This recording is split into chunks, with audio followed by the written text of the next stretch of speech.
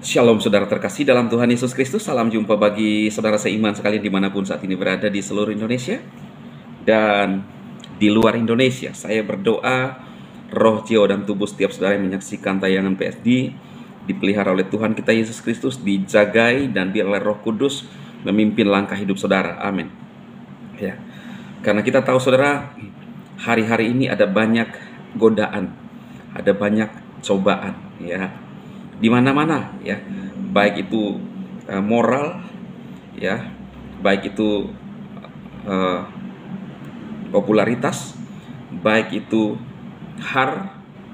TA, kekayaan saudara, dan tren, ya, hari-hari ini seorang mentan yang lagi tersandung kasus oyupsi saudara, ya.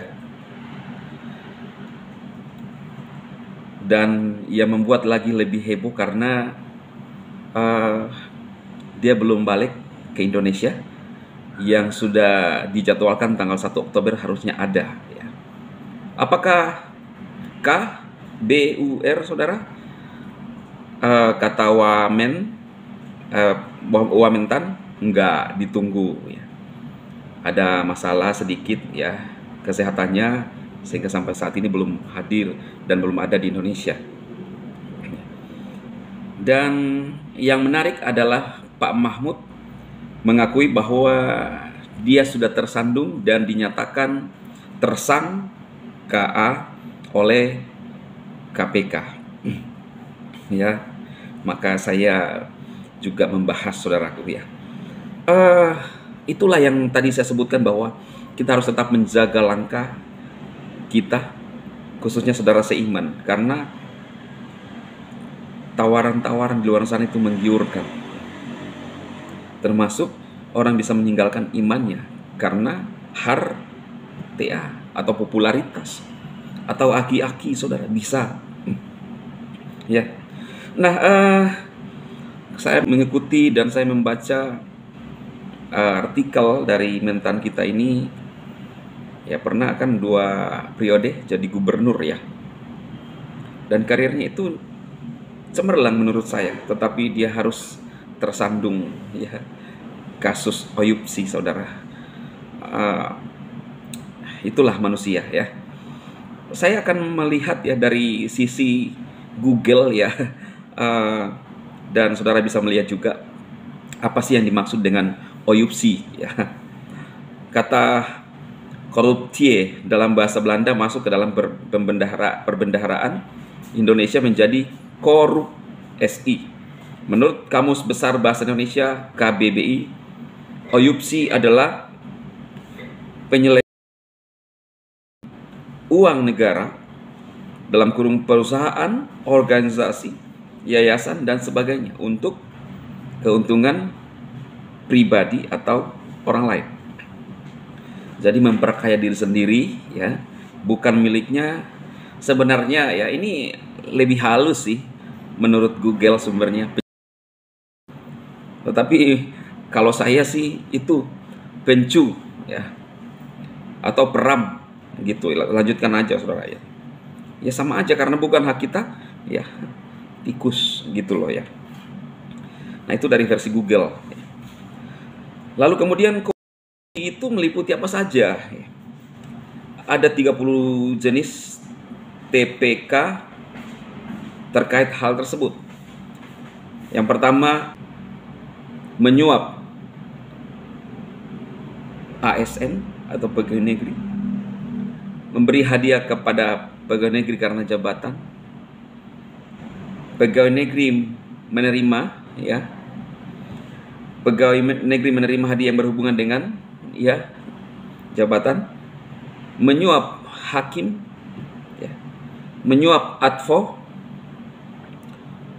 dan banyak jenis lagi. Jadi semacam hadiah-hadiah gitu, ya. Nah, ternyata itu namanya oyup, ya. Lalu berikut kita lihat apa yang menyebabkan seseorang bisa melakukan oyupsi. Ini versi Google, ya. Salah satu teori oyupsi menurut Bologne Gon teori menyebutkan bahwa faktor penyebab oyupsi adalah kesempatan, kebutuhan, dan pengungkapan.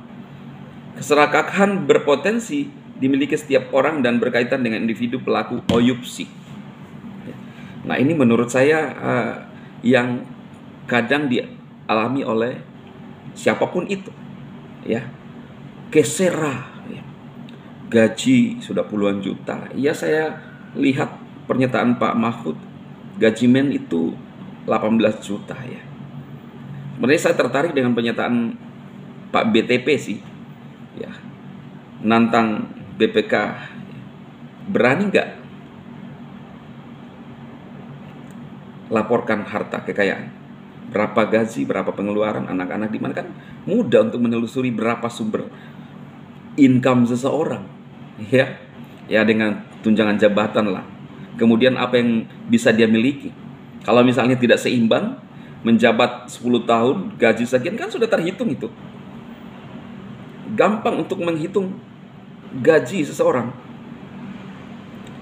ya, berapa lama menjabat kali gaji pokok kali tunjangan, ya, dikurangi kebutuhan cicilan apalagi saudara, ya mudah untuk mendapatkan. Kalau ada mobil-mobil yang harga 5M, ya itu udah, menurut saya udah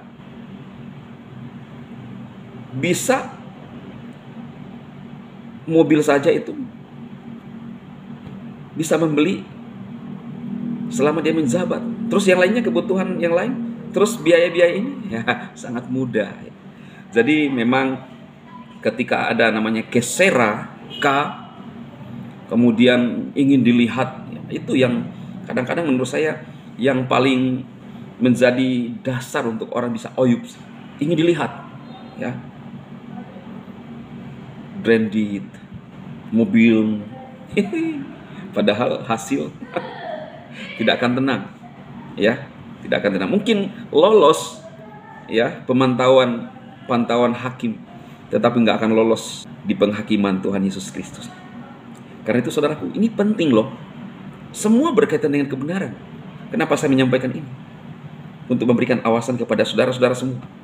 Cukupkan dirimu dengan apa yang ada padamu. Itu kata Alkitab. Kalau kita hanya bisa pakai bum-bum, ya roda 2, pakai aja itu. Sambil nabung-nabung. Kalau belum bisa beli hose, ya jadi kontraktor aja, nggak apa-apa. Enjoy, terima dengan sukacita. Apapun kata orangnya terserah. Yang penting kita bahagia bersama keluarga dan hidup dalam kasih Kristus. Biar apa yang saya sampaikan ini saudara, menolong saudara, memberkati saudara, untuk kita tetap hati-hati menjalani kehidupan. Biarkan Roh Kudus mengintervensi langkah hidup saudara. Tuhan Yesus memberkati.